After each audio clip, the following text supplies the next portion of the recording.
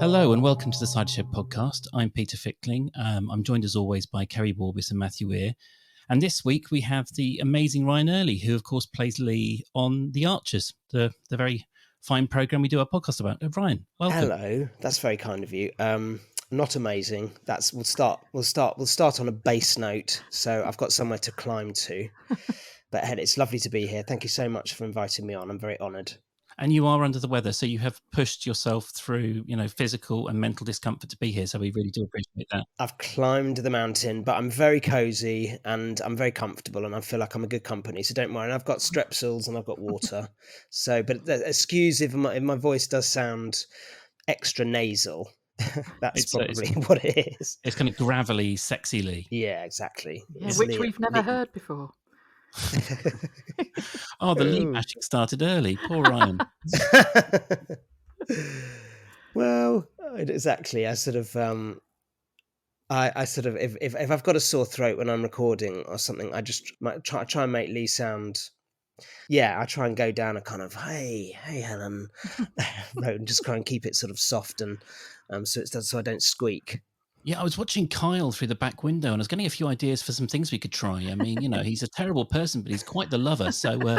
What's he bend over the sofa and, etc. I know. It turns out I'm quite the voyeur. Yeah. Yeah, rear view window with Lee Bryce. Rear view, yes. Who seems to be a sort of very clear view through the back window. I mean, from our quite large house, I believe, but it does seem to, it goes straight into Carl's. I think it's his spare bedroom, wasn't it? It was almost as if that wasn't necessarily the first time you'd been doing that, but it was the first time it proved to become useful for Helen. Yeah, it's just my go-to place. Anytime I'm in a new home, I go check the back bedrooms, check the views, and yep. I was like, yep, there's Carl, there's his wife, which I'm sure is illegal. Perhaps it's not illegal. It's illegal to use it as blackmail, I imagine. It's probably illegal to photograph them, I would imagine. Totally. Yeah. Even though those absolutely. photographs didn't actually exist, so that was clever. No, they didn't actually exist, but we were treading on dangerous ground. Yes, it's sort of it's not revenge. Is it revenge porn? Yeah. It's kind of in that world. Revenge porn, is it when it's like involves someone directly with you, isn't it? I think with this case. Yes. Yeah, but now I'm worrying that Kyle will do it back the same to back. you two. Yeah. But then Lee and Helen would have to be having sex for that to happen. Oh, yeah. Of course. What? I do like the idea that Helen could end up in jail for this. That's what she gets sent down for. Yeah, exactly. Priti Patel has introduced some kind of draconian revenge porn law, and this is what actually sends Helen down for. No, but Lee would definitely sacrifice himself for that. Definitely, he'd do time for Helen. Absolutely. Ryan, how do you think Lee and how do you think you would cope with prison life? Oh my God! Well, I think quite similarly actually, because I think we're not too different. I think we are. I feel like he is my. At the moment, definitely, and so far, he is my one side of me, my nice side. But I watched Time, the Jimmy McGovern thing, and I say I've watched it. I still haven't watched the third one yet because I'm having to space it out so much because I'm having so much trauma after each episode, and the absolute certainty that I have is that I wouldn't survive 5 seconds. I just would not know what to do. Actually, I keep trying to picture myself as am I him? Am I Sean Bean? Am I the I'm just sort of looking at different characters in it going, well, I read an article in the Times did an article from a banker who there was an era just about a few years ago when a load of the sort of financial district, which I'm not obviously at all. I'm obviously an actor, which in prison probably is 20 times worse. I mean, that just would not go down well, I don't think. But he said that there ended up being a wing, and they called it the Hampstead wing, where it was just filled with people, bankers and people from and they got on because they were able to sort people's finances out. Wow. So as long as you have something that you can offer, so I don't know. No, but I honestly, it's my worst fear. Elocution lessons? I know, I'd be there giving everyone voice. Oh God. Well, as I said, I've been teaching today some students. So I was like, gosh, yes, I'll just transfer that to the prisoners. Hugh Grant's character in Paddington gets on quite well inside, and he's a performer. So, oh yes, exactly. But that's not real. what? Firstly, that isn't real, and I think it also depends what you go down for, isn't it? I guess. I mean, this is such a horrible conversation, but it would absolutely terrify me. I mean, this might come back to haunt me when I do get sent out. They'll replay it in the prison. But Lee was borderline, on the verge of actually pulverizing someone and potentially getting arrested at the very least. He flipped very quickly from slightly defensive of his true love to wanting to smash someone's face off. It's a bit worrying. There's a moment when you can have the anger and you can go, have the thought, God, I would love to punch someone, and then to actually sort of leave the house, storm out of the house, and get halfway over to the house. But also, I think there's a difference which Lee has, which I don't have, sadly. I think is the physical prowess, if that's the word, or the physical. If you've got the muscles and if you've got the strength and you can defend yourself or you can do it, then I think maybe you're more likely to act on it. Because I know that I've never been able to. I don't think I've ever hit anyone apart from my brother.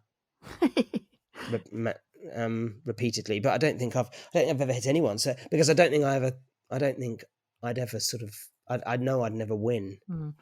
I was worried because the last time I saw you in something going off to have it out with someone was when you went off in Nightfall to assassinate the Pope. That didn't really work out for you. No, that didn't work out for me. No, which was such a shame. No, as in, well, I had my head chopped off. Yes. I did have my head chopped off, yeah. And you know what? Because I loved that job so much. I had such a lovely time. We shot in Prague, and I was there for weeks. And so after I'd had my head chopped off, there was, which always happens on a job, generally started by the actor. You desperately want to start the rumor that they might bring you back. They might sort of resurrect you, even if you've died. They might just find some way that they could. And there was like a sort of vague conversation that my twin brother could come back, and then I came home, and about a week later, my agent called, and my character was called Reynard. Yeah, my agent called, and she just went, "Reynard lives." And she was like, "You're going back to Prague," and I went back to Prague, and they decided to write some more scenes, but actually it wasn't. It was just they decided to delete old ones and put new ones in. But it was the dream phone call. I was just like, oh my God, they're going to bring him back. They're going to sew his head back on because I was so good. They're going to sew his head back on. But no. Those first couple of episodes, I was like, this is going to be the bad guy and they're going to build him up. And he's going to be this kind of shadowy figure who does, but it's the story of my career. When he was negotiating his pension in episode 2, I was like, I don't think this is going to work out. Oh my God, that's so sweet that you remember this. I've never met anyone who's watched it. I watched it on the back of hearing one of the other actors interviewed on Talk Sport, of all places, I think it was. And they were mentioning about it, so I checked out. It's on Netflix, yeah. Well, is it? Well, funnily enough, it was one of my first, when COVID hit, it was announced that it was moving to Sky History. Because it had been on the History Channel and then they rebranded it as Sky History, but I misunderstood that and I thought it had been bought by Sky. And I immediately got on the phone to my ex-agent, like, "Where's my money?" And they were like, "It's just a rebranding. You're not getting it's anything." It's on Netflix Portugal, seasons 1 and 2. Is it really? Yeah. That's interesting. You've got to go to Portugal now to watch it. I haven't received a penny for that. That's interesting. That's interesting. That's good. Yes, I loved that. That was lovely. Yeah. I do like the idea that you're so good at dying, Ryan. They're like, "Get me early," We need an We early. need early. We need, yeah. He does flatlining really well, and then you can just, yeah. He's almost like constantly flatlining. Yeah, I've died loads of times. I've died unexpectedly loads of times as well.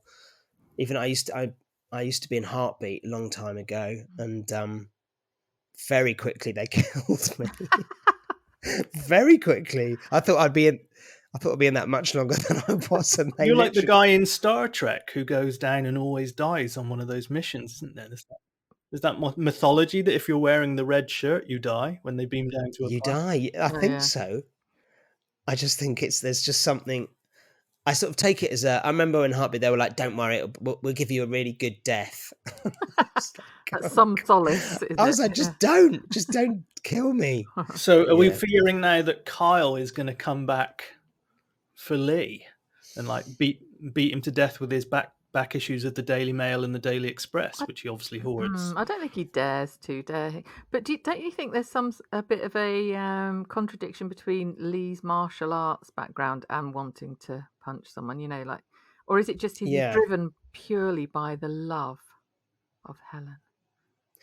I think there's that. But it's not so much the love of Helen. I think yes, the love of Helen, but he's also fallen in love with someone with an incredibly complex and traumatic past, who has been through something national. It was like a national, and has been through something so horrific, which he sort of astonishingly didn't know about.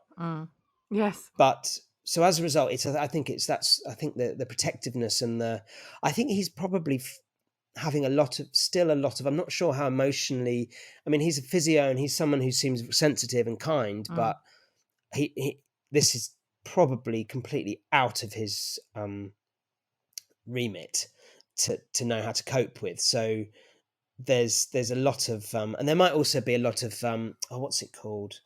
I was going to say like survivor complex or sort of hero complex. You sort of feels like probably overcompensating and feeling like he has to now be the hero.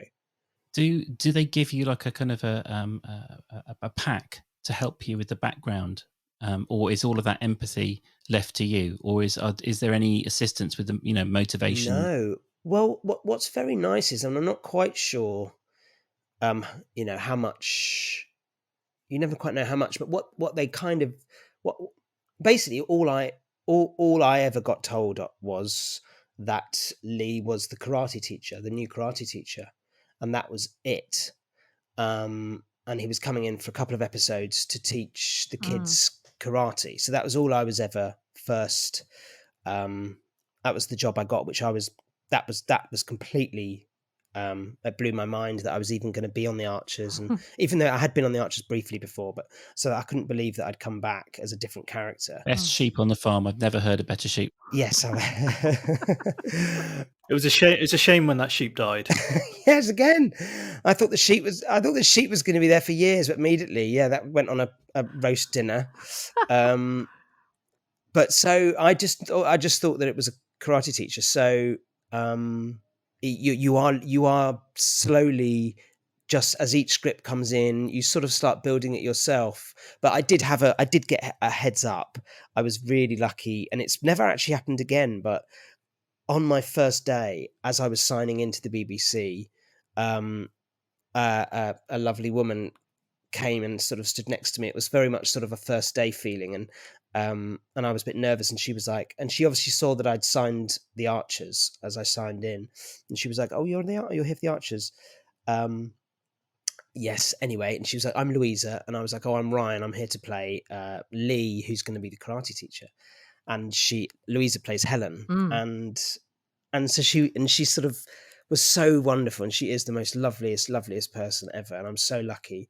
And she was like, I think we're going to have a thing.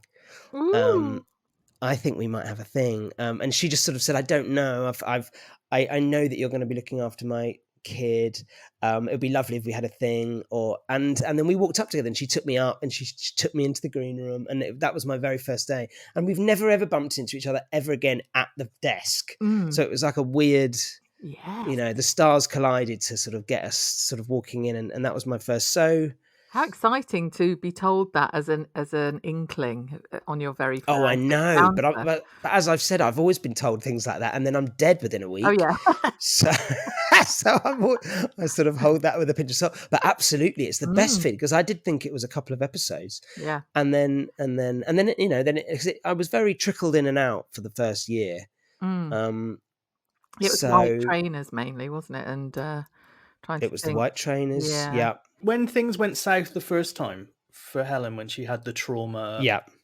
did you know that you were coming back after that? It's a very good question, because I think I am allowed to say. Yeah, of course I'm allowed to say. Because I didn't know. And the script, you only get the scripts monthly, and although I had been kind of warned that the relationship is never just going to go fine, especially after what Helen's been through with Rob. She's not just going to suddenly find the man of her dreams and she's going to fall in love with him and it's all going to be fine and they're going to say together. That just isn't going to be able to happen in terms of storyline. So I was kind of prepared, which I wanted to happen, and I was going, why can't that happen? Surely that can happen. And I was told, be prepared, that actually don't think. It doesn't mean you won't eventually, but it just means there'll have to be rockiness to start with. So when this script came, and there was that particular episode where Lee was really upset, and he walks into the shop, and she tells him that he desperately tries to find out what's going on, because I don't think he knew at that point. She was so long where she wasn't telling him what all the problem was, and she was keeping him. And then he leaves, and then she breaks down crying, and then that was me gone for quite a chunk. Yeah. And I didn't know that I was coming back, and I was a bit worried and a bit sad, and I did actually go and ask. I did. I asked. I sort of asked around, and I said, "Do you think I should?" Because I wanted to know whether I needed to say goodbye to my now mates. Oh. Do you know what I mean? I didn't know. I was like, well, if I don't know if I'm not coming back, and I just very, very subtly, I say subtly, I asked the question very clearly, but I said it quickly and quietly, and I just said, "Is this goodbye from me?" And I said that, and then I was just told, "No, it's not." And then that was it. That is a really good way to find out, isn't it? Look, I need to know whether I have to say goodbye to these lovely friends of mine. Yeah, very, very. You throw it back to them. You're throwing it back. You're not saying, "Am I out of a job?" You're just saying, I want to. Yeah. We'll just wander back into the studios and say, "I think I left a shopping bag in here about 4 months ago." I just keep turning up. So, Ryan, did you listen to The Archers prior to being on it? That's the classic question, isn't it? I did. Well, growing up with my I lived a lot with my grandmother, and my grandmother was very much a pick it up and leave it, pick it up and drop it kind of Archers fan, but it was very much something that was always on in her. She had a dining room that looked out into her little garden, and it was a radio that was always on there. So growing up, I was very aware of it, and I remember, and I have lovely memories of her talking to me about it and telling me that she can go a couple of months and she comes back and then she picks it up, and it's like a friend that she's had since the 50s, since she was a sort of housewife in the 50s. So in that respect, then it was something that I was aware of. But about 6 months before The Archers, I was really lucky to be asked to join the Radio 4 drama company. And then I suddenly, when you join that, and it was the best job ever, and it's just the most wonderful job, and you join a rep company, so you for the first, and I'd never done any radio before, and suddenly they asked me to do it, and so suddenly you're literally thrown into Radio 4 radio drama, where you suddenly realize The Archers is the mecca, it's it really is, and it's all everyone talks about, and it's all everyone says is once you're in the world, the golden ticket is that you could end up on The Archers.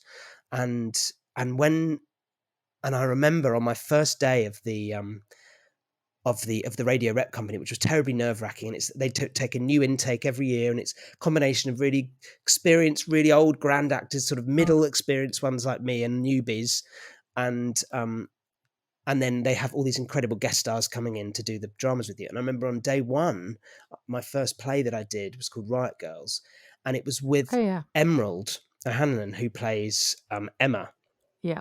Grundy, and she walked in, and there was a hush in the room, and everyone around me, and I didn't know who she was, other than I recognised her vaguely from. But there was a hush around me of other people in the room going, "Oh my God, she's Emma Grundy. She's from the Archers. She's in the Archers." And it was like a royalty was coming in the room. It was just the absolute. These were the absolute. This is just the most sacred, wonderful job you could get. And so from that moment, the Archers did become a total part of my life. Then I started listening very much and dreaming, basically. So as you can imagine, when the phone call did come, it was, so by the time the phone call came, I was very much an Archerser. Yeah. So now you're the hush causer, or a hush causer, aren't you? It's like, well, right. do you know what? I'm desperate to go back into that environment. I do want to hear the hush. Guys, Ryan puts one shoe on at a time, just like all the rest of you. It's just me, guys, just a human. Yeah, no, but I mean, Emerald is a different kettle of fish. I mean, I've only been in a couple of years. She's a bona fide legend, and she's so wonderful, and she's so lovely. So I think she does that to any room. Yeah. Oh, right. Okay. Frankly, I think she'd do it if she wasn't in the Archers anyway. But it was just that there was a genuine whispering. It was the first someone whispered, "Oh my God, she's in the Archers. She's in the Archers." And I was there. So I think of that a lot. With real gratitude every time I get another script, and every time I get, me and Helen get another little storyline. I am unbelievably grateful. This idea that it's like something to aspire to, a ladder to climb, it makes it all the more sickening when these chancers like John Peel and Princess Margaret just swan in for a cameo and just walk back out the door again. Terry Wogan, yeah. Did Wogan do one? I didn't know Wogan did one. Did he? Yeah, he opened the fate or something, I think. Oh, yes. Yeah. Yes. Yeah, Princess Margaret. I listened to Princess Margaret's one. That was that. She's quite stilted, wasn't she? But my yes. dad taught Princess Margaret to ice skate. I think it was Princess Anne. One of them, anyway. Either the mother or the daughter. Anyway, that's completely irrelevant and boring. Hang on, who taught Princess Margaret to ice skate? My dad taught one of them, either Princess Anne or Princess Margaret. Oh, I thought you said twice gate. I was like, to ice skate. That's interesting. Was that at the ice rink that they then destroyed? It might be destroyed now because it was in Sarajevo, the Sarajevo Olympics. That's where he taught them. But anyway. I imagine Anne. I'm thinking Anne. I can't really imagine Margaret. No, she wouldn't have been bothered about that. She'd have been drunk. Yeah. I mean, she looked like she was on ice skates when she wasn't. She was constantly wobbling about. She wouldn't have. She preferred horizontal sports, I think, didn't she? Yes, in the Caribbean. Yep. She went on Mustique. She would have been on Mustique horizontal. She wouldn't have been on the ice. Wait, you have an insight into this, Ryan. You were in the Crown, weren't you? I was in the Crown. Did I die? No, I didn't die in the Crown. You didn't die in that one, did you? I was in the Crown. Yes, I had a wonderful time doing that. Yeah, I mean, I was cut to bits, my role, but interestingly, I did play a real character. I played the head radio producer of the BBC at the time. So and then who became the television when it moved to pictures. This person became the television producer. But yes, my character in the series 1 of The Crown was the one organising the national broadcast that Winston Churchill did, and then he was the television producer of the coronation. Thankfully, it wasn't in the Middle Ages, The Crown, because they would have probably found some reason to bump you off. The hands would have gone, then the head would have gone. Yes. I had it was a lovely, I remember I had the best note there, because when you read the script and it's set in the 50s, and I immediately went to a slightly cliche version of what I thought a producer might sound like. And I thought he'd sound very, stressed, and it would all be very 1950s, and it was all very sort of barking orders left and right in this sort of room. And I did, and it was this ridiculously multi-million pound set and production. It was all terribly, I mean, there was like 1,000 extras, especially in the coronation set. Anyway, so I did my first scene, and I thought I did it terribly well, and I thought I did it terribly stressed, and I did everything incredibly kind of uptight and 1950s. And Stephen Daldry came over to me and sort of gave me a sort of shoulder massage and went, "You're the boss. This is the 50s. This is sexy. Think jazz. Think cigarettes. Think Ronnie Scott's. You don't need to do anything. And he just walked off. Wow. And I was like, oh, what a wonderful note. And then it Yeah. all just went. I mean, this does not show in the show. I mean, it's 3-second scene, but it was just one of those things where it was just a very, very quick note from a director that just can completely says it change all. everything. Yeah. Did you get a similar one for Lee? I'm thinking. Yeah. What? You know, Note? yes. Well, yeah, I have really. Other than I do remember. It is funny because I do find that quite interesting. Yeah, the directors come on and the directors come on and I do get told in a very lovely way. You know, Lee's like this, isn't he? You know, Lee doesn't care about anything, or Lee's so. I have to take those notes and go like, oh, okay, because what's coming out to the listeners isn't necessarily what's just going on in my head, you know. So there's a couple of times where I'm guided just to keep it light. We do try, and Helen and I, Louisa and I do, we try and kind of come together and go, let's make this not quite so.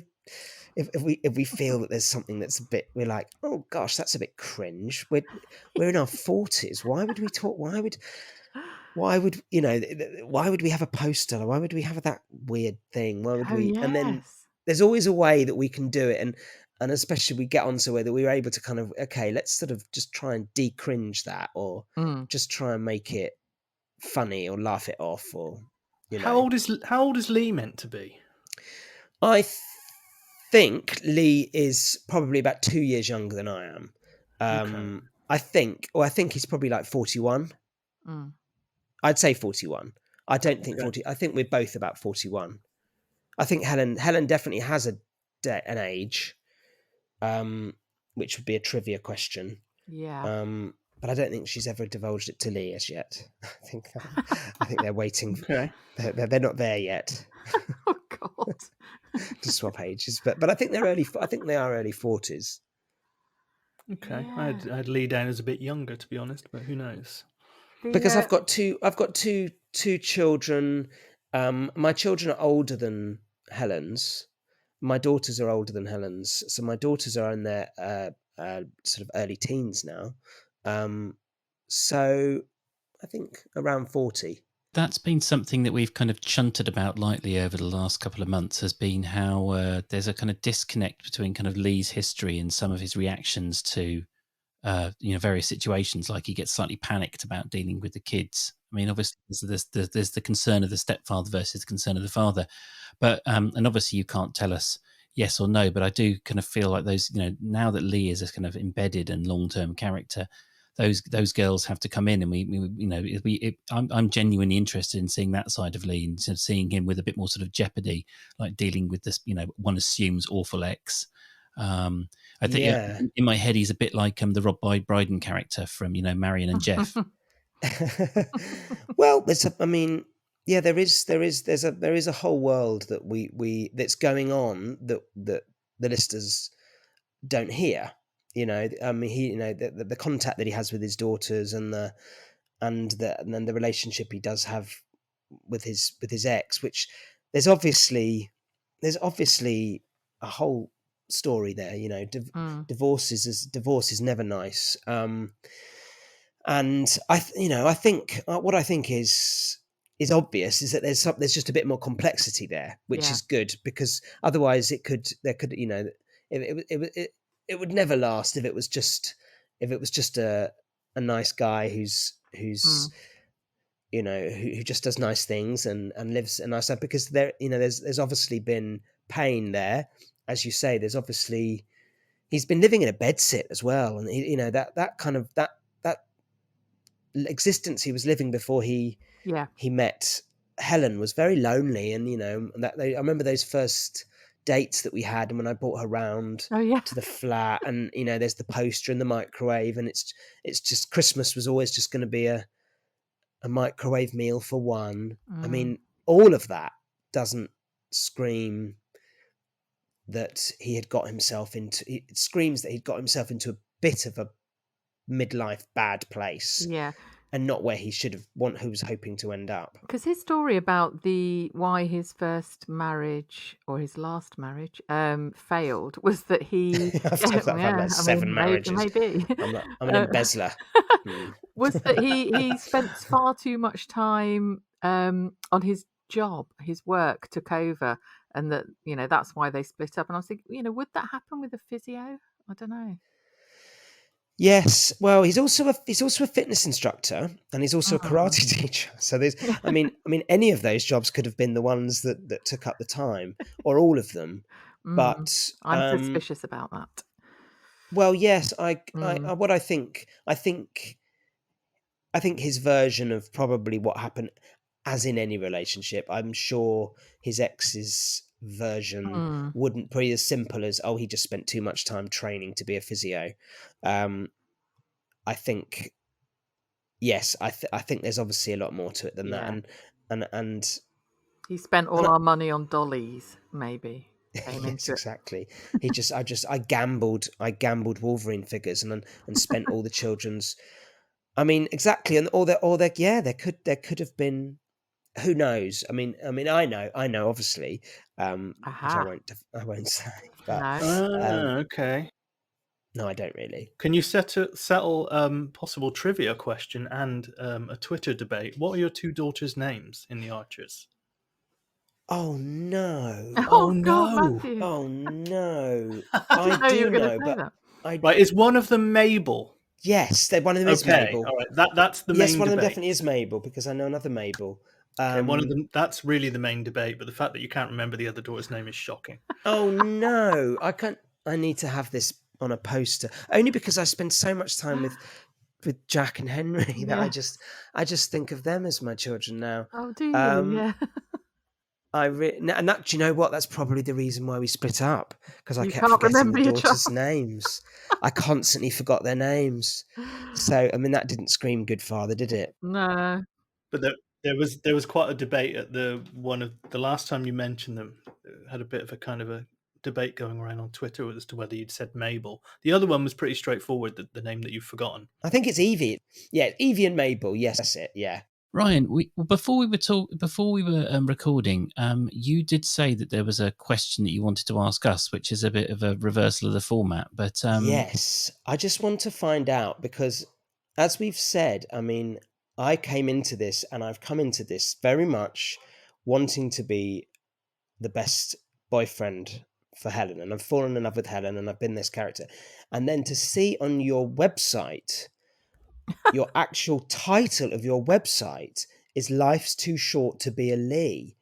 I was just like, I don't where did I go wrong? Where did it go? Where did it, somewhere down the line, this lovely, supposedly sort of handsomey, fit, sporty person who Helen had finally found happiness with, become a sort of national hate figure?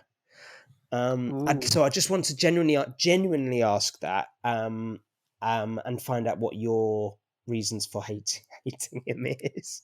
Yeah, I think he's been incredibly dull, basically, hasn't he? Yeah. To the point where one of my questions to you is, does Lee have genitals? Because I kind of imagine him as like some sort of action man figure without any sort of thing, a bit. I don't know. Did you just feel like? Did you seem sexless? Yeah, just has no agency in terms of oomph. And I mean, he's showing some a bit now with the jumping in to want to sort of defend her with Kyle Yates. But prior to this, very, very almost childlike, really, I think. Yes. And very bland. But to counter that, a lot of Twitter people are going, well, that's exactly, Helen needs someone like this with no drama, no hidden depths or any depths, let alone hidden. Yes, I think you're right. I think the Twitter sphere has been right in terms of Helen finding someone to start with that isn't Rob, and isn't, and if she had met someone who was Rob, I'm not sure everyone would would be able to cope with hearing all that again straight away. If she suddenly was just in this cycle of going out with these sort of abusive men, and if there was then another one, so I think I feel like there has been maybe a so Lee has ended up sort of being in a vacuum in people's minds, maybe because he's just so devoid of any of those qualities that Helen had been used to and Helen had, which even though they were awful and terrible and made exciting listening, and actually this was just a woman meeting a man and then sort of starting to get on. Yeah, I think when Lee has been most animated has been with two other blokes. One of them was Tony, and one of them is when you're with Ian, you very much relax and seem more chilled and Yes. yourself. Whereas with Helen, you're sort of still treading around her a little bit, which is probably to do with the Rob thing situation. Yeah, absolutely. I Yeah. definitely think. I mean, you guys seem to constantly want people to cop off with each other who are not. I mean, Yeah, I that's saw me. somebody Sorry. Yeah, you're always wanting there to be some kind of. I saw like, which I mean, good. I mean, I like that. Yeah, I mean, Ian. He's also just the most. You sort of can't help it with Ian. I don't think. I mean, it's sort of that. His sort of Northern Irishness and his and also I have to say, acting with him, he's such a wonderful actor. Yeah. In terms of you just it's so easy to and to be honest with moving into Beechwood, I very quickly had to form relationships with people. Yeah, you enjoy actually as well. That's another person that I think, oh yeah, this is good. You two, She's wonderful. yeah, you two really get along and have some Absolutely. banter and laughs and things that sound really natural. Because Yeah. remember, we got to remember that I'd say for a good first 2 years, or definitely the first year, I mean, you generally only heard me in a karate class, Yeah. and then vague little dates and sort of stressful dates with when Helen and I were starting to go out. So it's very difficult to relax and to find relationships that Yeah. are just the people that have been in there, friends that are in there for years. So I feel like now very much these are, especially by living here, because before as well I'd sort of be popping in and out, and because I'll be on the way from Borsetshire because I'd have been on to the back from work or something. So it's a bit stop start, and you don't really get to. But yes, you're right with the relationships now, and I think I have to say, I think last night's episode was I feel for me, a real turning point for me and Helen in our garden after we've beaten Kyle. And it's just, it really felt the two of us when we were reading it that we sort of have a history now, and we were able just to sort of essentially sit back in the garden and just like find each other really funny and find the whole thing. Laughing at the made up photographs and sort of going, you really owned him, you handled it brilliantly. And yeah. We're kind of making memories now. I was quite upset because last week I branded Kyle vile. Yeah. And then Helen completely ripped me off this week. I know it's recorded ages ago, but Yeah, she knew you were going to say that. Yeah. Yeah, Val Kyle, yes. I mean, that's great. I mean, I hope we see him again, because where he lives behind, but I hope, I'll be seeing him through the window. He's not going anywhere. Yeah, I mean, he's an image on a stick, isn't he? Like, exactly. He wants his freedom of speech, like all working class people, and he's also worried about you driving his house price down. Yep. We know exactly who this person is. We know who this person is. Very Daily Mail. Yeah, there's about 52%, let's just say. Yeah. Yeah, exactly. But, and he's there, and he's in our little community, and with Joy. Yes, I have to say, I mean, gosh, I've landed on my feet from a little bed sit with a microwave. I'm now in Beechwood with a lovely, with Joy next door and raspberries, and suddenly life's got. I've sort of gone up.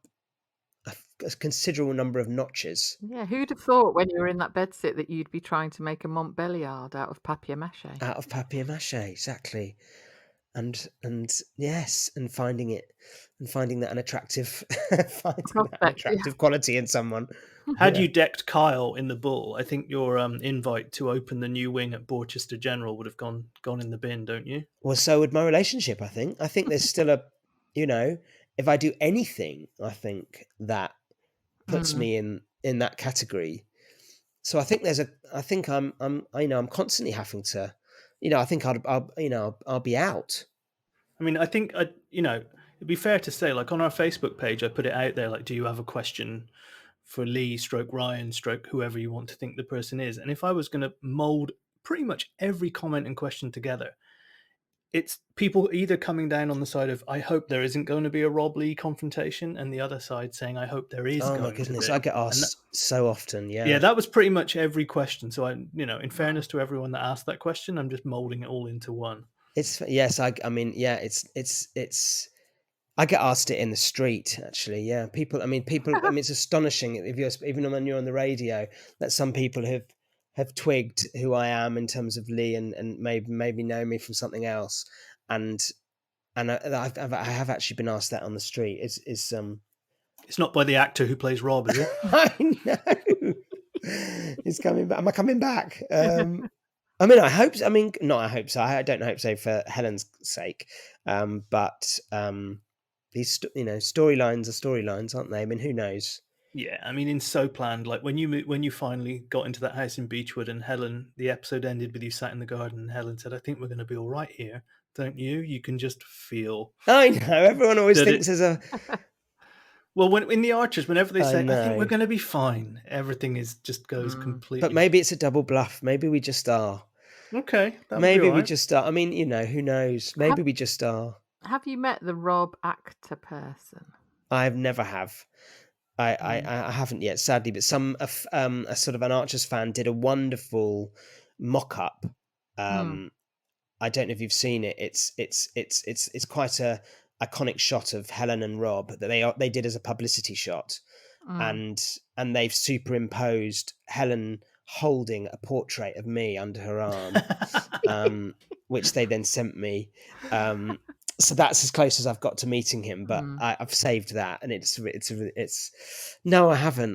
But I mean, what an icon! I very much remember that period. I remember listening during that period. I don't think there's an actor. I think there's just a series of Ouija boards.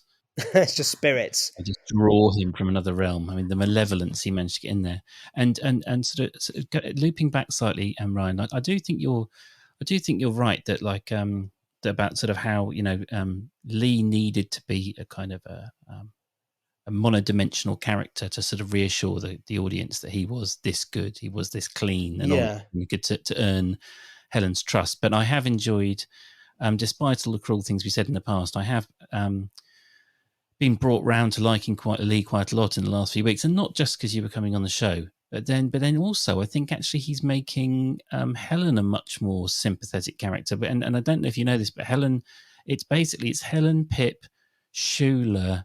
They're the ones who tend to get a lot of the negative comments on Twitter, and I think it's often because they're good people. Sure, and yeah. You tune into EastEnders for Dirty Den and Ange. You don't tune in for Lofty.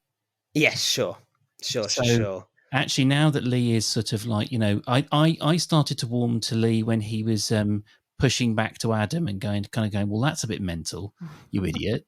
Or when he was, or when he was being a bit daft with the DIY. The plot itself was ridiculous, but just actually the way you played it and the way it kind of played out was quite sort of fun and stupid, and that kind of showed another side. So I think you're right. I think he is moving into a realm where you can imagine him doing something completely shitty or nasty. Yes. Well, the hope is his own, as you say. I mean, even just generally, but also in terms of his relationship and where he is, he's earned his stripes, and he's feeling, that they are in a committed long-term relationship. So as a result, he can relax more and doesn't have to be such a nice guy all the time. Yeah. And can let out his other sides and be a bit more down to earth. And his relationships with the with the people, the locals will be much more down to earth, as opposed to constantly, you know, there's a beginning politeness that you will always have when you're constantly meeting new people. Yeah. Oh yeah. He's truly proved himself, hasn't he, up to this point, to Helen. It's yeah. Yes, I think there's definitely no more he needs to prove now. I mean, Yeah. yes, otherwise you can just spend an entire relationship trying to prove yourself Yeah, what next? that you're not the ex. There has to come a point. Yeah. Hopefully, I feel like we're at a point, and who knows? Now it could be, you know, downhill from now. But I think his darkest point was when he did that boot camp training with the cricket team. That was his most terrifying. Yes, when he suddenly there's sort of that. Yes, of course that was with Tracy. Yeah. That was fun. Yeah, that was lovely. That She was all telling of us she got a loud hailer for that. She did. I mean, it's great when you get those when all of us are together like that. When it's such a rare occurrence, it's such good fun. But yeah, exactly. There's obviously there's a competitive side. There's a you know there's things, as you say, that do contradict the whole karate inner peace thing. It seems to be. I will give you one funny little tidbit that I remember once in the early days when we were doing the karate lessons. It was deemed early on. I had to stop the class by clapping. And it was deemed that my clap was there wasn't as enough of a thud with my clap when we were first introducing Lee, so they got somebody else to give a really sort of a really big firm thud clap, just to really kind of introduce. Oh, that's it's when they were first kind of. It's when Emma and everything were first kind of commenting on him. Yeah. At the beginning and stuff. So yes, I got stunt hands to start with, but then they. It wasn't Peggy, was it? I was going to say that. Yeah, I got Peggy. Yeah. Peggy with her massive hands. So you've got a little kind of Mick Jagger clap, then, have you? No, I don't. I've got a perfectly good clap. It was just more that they were like, let's just really accentuate the thud. So this is where the podcast breaks down. Ryan storms off, throws his headphones. I couldn't take it anymore. We were just having a nice conversation, and they absolutely went for me with my clap. You know how I feel about my clap. Yeah. There's worse things. But yes, yeah. When he started, it was very much. It was very obvious. He looked different to me. That was very obvious from the beginning. I was just going to ask whether you have like a favourite Archer's character other than obviously yourself and or Helen or yeah. Oh yes. Oh gosh. I would ask. I mean, I think everyone loves Tracy Horrobin. I think absolutely. I mean, when I first there was about a 6-month period when I was doing a few episodes with her and I was listening, and I just adore her. I mean, the actress Susie who plays it is just so wonderful, and is so different to the character. I mean, it's just such a transformation when she jumps into Tracy. But I mean, I have to say now, the new favourite, and I feel so, is Joy. I mean, I'm absolutely watching Jackie perform her as again. She's. I mean, I don't know if you would have seen the actress Jackie in she's a total, she's been around forever and she's so recognizable, and the way she comes in and she makes it look so easy playing Joy, but it's so layered, and she has so many layers of, she can in a single sentence she can sound so funny yet so lonely, and so obnoxious, or at the same time, which is so. And to watch her, so I have to say at the moment, I think the same with everyone. Everyone loves Joy. Yeah, she's been wonderful. Yeah. Psst, Ryan, does Rochelle exist? Oh, Rochelle, the daughter. Yeah. Yes. Oh, I think so. Well, I hope so, because she doesn't.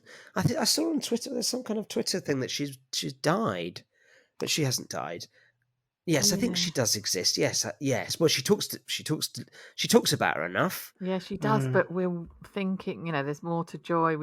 I said initially when Joy appeared that Rochelle was like a glove puppet that she'd made out of a sausage. You know, like she's just making stuff up to give herself I a bit more don't of an know. I interest. don't think she's.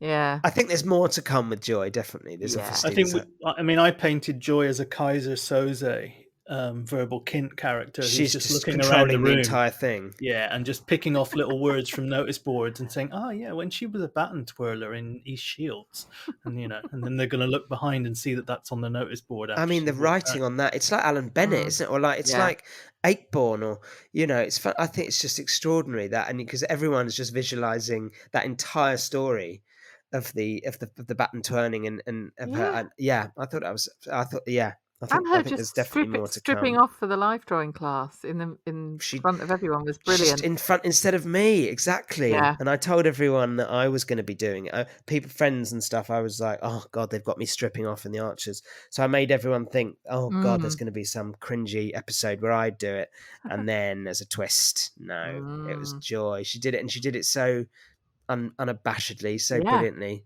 Yeah. Are you as method as our Matthew? Would you, Matthew's half naked now. Would you? I'm fully naked. Would you take the clothes off for the for the Archers? Yeah. Oh well, yes, absolutely. If it was needed, if there was any kind of sound effect needed, for that, the 2-second drop and then the thud. Exactly. If you needed the dressing gown and then the thud and then then the swish, then and hopefully they wouldn't bring in another actor and then no, they wouldn't. No. Exactly. That thud is inadequate. Yeah. Yes, I'm not sure what the thud is actually. I'm not sure the thud sounds very healthy, but get Peggy again. Yeah. She's probably got more balls than most of the characters. Peggy's it. Oh my goodness! It was a large penis joke, not an incontinence joke, Ryan. Yes, I got that. Yeah. No, but I just wanted to make clear I wasn't insulting you, suggesting that you had some kind of, or Lee had some kind of terrible problem. No, I don't think there is any problem. I think that's part of the problem. There is no problem. I do get very exercised about the whole idea that Lee is this sort of incredible physical specimen. It does irritate the hell out of me because the evidence is so sort of meager. It's such weak gruel. It's like, oh, he's good at sport, so he must be sexy, or like he does. Like he had some kind of childhood trauma, so he's felt the need to hide in martial arts for most of his adulthood. It's like, and that means that somehow he's this kind of incredibly imposing man. Whereas for me, it kind of says the opposite. Anyone who, anyone who feels the need to wear this stuff on their sleeve, kind of like it's kind of like a negative mark for me, which is part of the reason that I've found it difficult to sort of warm to him. I agree. I know. I can understand your insecurity with that. I can. Having seen him earlier, yeah. I can look. Yeah, I see where you're coming from. Are you saying, Ryan, that because my father is an incredibly powerful and athletic specimen, and I'm quite sort of weak and podgy, that I've got a chip on my shoulder? Is that what you're saying? No, but you just did.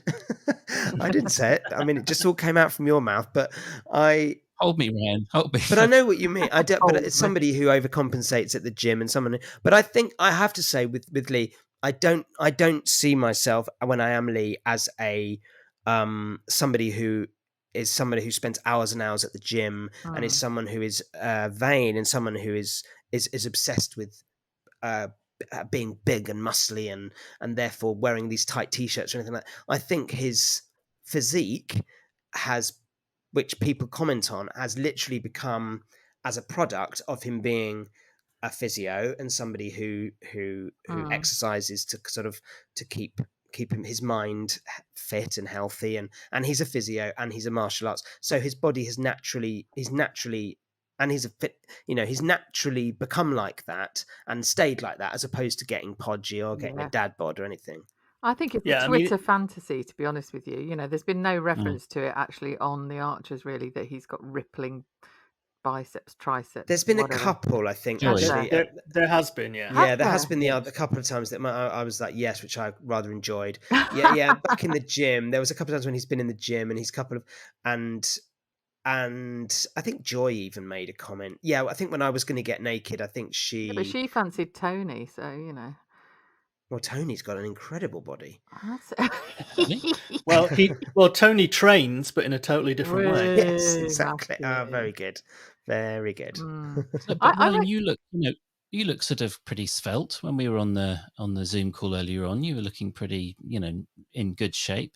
Oh, that's very kind. I'm no Lee, but that's very kind of you. But I'm I'm no Lee. I'm no. I get to live. I get to live in my fantasy. I get to try and sound like someone who looks like they, I know what you mean when you're saying like who you're not like. I mean, because you go to the gym and you see these people. I brand them gym twats. Yeah. These people that kind of pace up and down, and their legs and arms don't even go down by the side of their Yes, bodies exactly. anymore. But I taught English to a personal trainer here, and this guy was ripped, really handsome. He used to come into the school where I taught, and like the female teachers would just stop. We'd go into the class, and this guy was one of the most lovely, soft-spoken, meek guys you could ever meet. And he wasn't that. Despite being like a perfect specimen. And he wasn't what? He wasn't what he was what do you mean he wasn't that?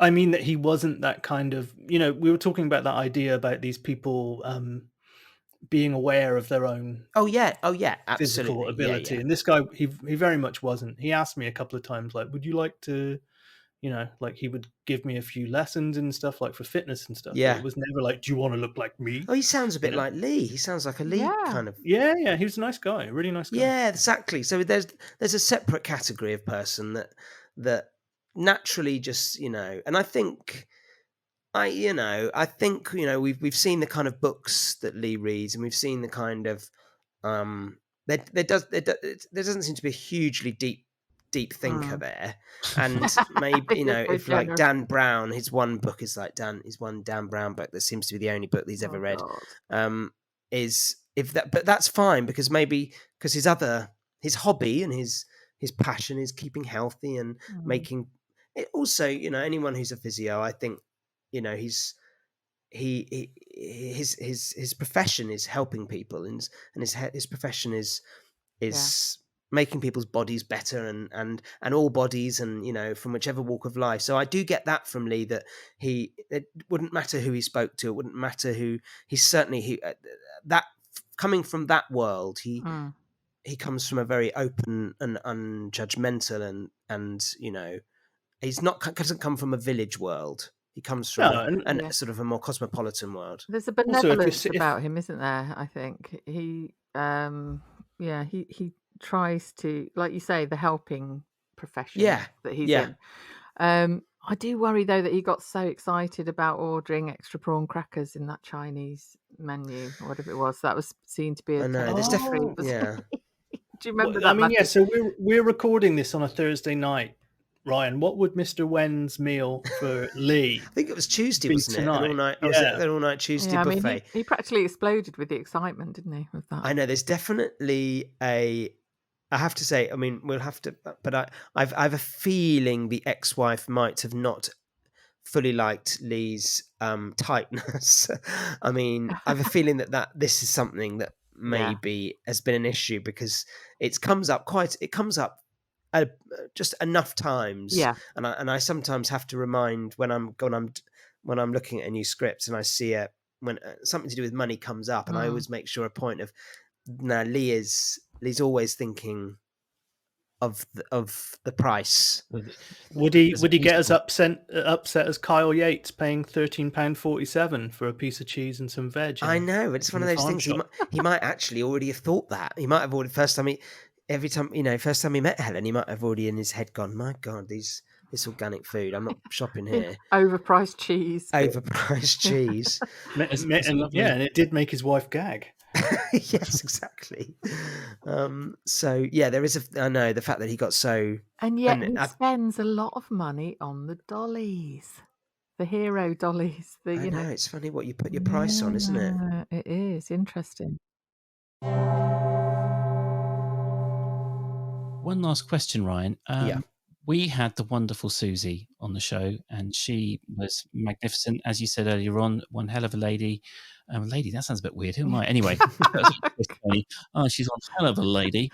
And you have been an incredibly gregarious and generous guest. Who should we have on next? Who is the next person that we should sort of hone in on? Oh Ooh. gosh, what a question. 2 parts to it. 1, who would you like to hear from? And 2, who keeps up our high standards of niceness? Oh, well, I have to say this. You can't ask me to choose that because it really is the best bunch of people. And they really are the best laugh. It really, I can't tell you the stuff, the behind the scenes green room stuff is half the joy of the job. Oh God, no, I can't drop someone in that. Would I'd say go for character then, rather than feeling We're awkward. mildly obsessed with Russ. Yes. Well, yeah, exactly. We'll choose someone. You've had Tracy. You've had me. So someone different. Someone from. I think maybe go for one of the kind of the older legends. I think because you've got a minefield then of stories going back decades then of people who've come and gone. Go for your Charleses, your Schulers, go for your Peggy. Preferably someone who we haven't included in our Life's Too Short intro. Well, you on didn't the matter website. with me, did it? You brought me straight on. We knew you could take it, Ryan. It's fine. I understand it now. Good. Yeah. I reckon Vince Casey would be a cracker. Yes. I know he's not a long-term history, he hasn't been in there decades, but he'd be great, I think. Yes. I reckon anyone would come on Yeah. to you guys. I'll definitely put a good word in. Oh, thank you. Much appreciated. We'll send you a wish list. I mean, to be honest, Peggy is such a good suggestion, but Matthew has really stuck the boot into Peggy quite consistently. Have I? Yeah. When? Well, you When just did I do implied that? that she's my stunt hands. That's it. That's not bad. That sounds very strange. I don't know. I mean, maybe Kerry can correct me, but I feel like Matthew's never slow to give Peggy a bit of a shoeing. I would say, if anyone, it's me who is that way inclined. Oh, she's an absolute lovely, legend. lovely woman. But yeah, Peggy and Jill, who are darling older generation women characters. Get them on. They're prickly people, aren't they? Get them on. Get them on. Normally, Okay. I'm celebrating Peggy for her treatment of Tony. Yes, true. That's what I'm thinking of. That is what I'm thinking. Misread it. You were the one that said that she was going to go like the nanny in The Omen down the front of the building on a noose. I did say that. Yeah, that's very true. I mean, a huge compliment to you guys, though, Ryan, like you and the rest of the newcomers, is that I do think it's a real high point for the show at the moment. Like, I think there is definitely a certain amount of Stockholm syndrome that comes into being an Archers listener to the degree that Kerry or I and Matthew are, where we've gone from childhood to our 40s and 50s listening to it. But actually, I think the quality of acting and the kind of like the intrigue, I think that's wonderful. We're getting quite sort of spoilt at the moment. Yeah. So I'm so pleased. I'm so pleased. And as I said, look, I am just so honoured to be in it, and so honoured to be part of it, and to watch and learn from the people. I'm being guided all the time by the people who've been in it so long. And who make it look so easy, but it really sometimes isn't. It's sort of. So yeah, that's very, very, very, very, very lovely of you, and I'm very, very, as I said, very grateful to be here. We have fantasized about having you on our podcast from the off, and so thank you so much for coming on. Honestly, it's well, the just fantasy wonderful. is complete. It is. It's over. It's over, right? It might continue for me after we've gone off air, Ryan. Oh, bless you. Yes, thank you. Well, let's revisit sometime, maybe. What's the children's BBC thing you do? Is it? Yeah, so I can give that a plug.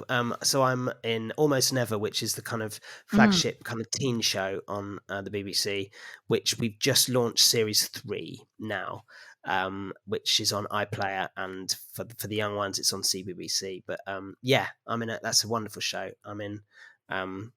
And I've been in, this is our 3rd series. So with Emily Atack on there, aren't you? Emily Atack, I'm in it with Aston Marigold from JLS. Yes, it's a real combination of Amber Davies and Pussycat Doll. I guess it's Kimberly like Wyatt. The whole time frame of it is normal, but like I see Emily Atack playing a mother, and I'm like, hang on, I remember as in a sixth form. Oh no, even she says that she was totally. She's the totally wrong age age group to be playing the mother of those kids. But she loved it because it was actually, she just got to wear, a sloppy shirt and a nice pair of jeans, and she didn't have to, get all dressed up all the time. And all she got to be was brilliant comedy actress, which is what she actually, which is what she is. It's an amazing laugh we have on that. I love that show. So that's what I'm on the iPlayer if anyone's watching. Okay, I'll have to hide my VPN and get on there because I've only picked up a few bits and pieces on YouTube because it won't let me in. I'm glad you've got something out of the beyond sort of the doing good that you've managed to get a small plug-in. So got plug in. But a transactionality is always always healthy. Bargain. So everyone, please spread the word about Lee. No. We knew that was going to happen. I managed to go an hour without doing it, and although actually, to be fair, Ryan did make that mistake with Helen and what did Louisa I say? Earlier on. You called Louisa Helen by mistakes, but so I do feel I'm in good sorry, company. Louisa. Yeah, yeah. No, it's testament to the quality of her acting. Exactly. But so please spread the word. Kerry, what's our Twitter handle? It is at the Cider Shed Pod. And Matthew, our Facebook? Our Facebook is the Cider Shed Podcast, and that's a group on Facebook. And on Instagram, we are at the Cider Shed Pod. Before I go any further, I just need to thank my friend Ratty, who knocked up the little Japanese-sounding intro for us today. You'll probably hear it as continuity throughout the show when we break from bits to bits. But yeah, he changed it slightly in honor of Lee. It was very good. Oh. Yeah, and I fluffed it at the beginning like an idiot, so I didn't give it the juice it deserved. So thank you very much. And yeah, if you please promote the show, go on iTunes, leave us a big review. I mean, we've given you the mighty Ryan Early. What more can you ask for? So thank you guys, and see you next week. Thanks, Ryan. Bye-bye. Thank you so much for having me. All the best. Bye-bye. Bye. See ya. Bye.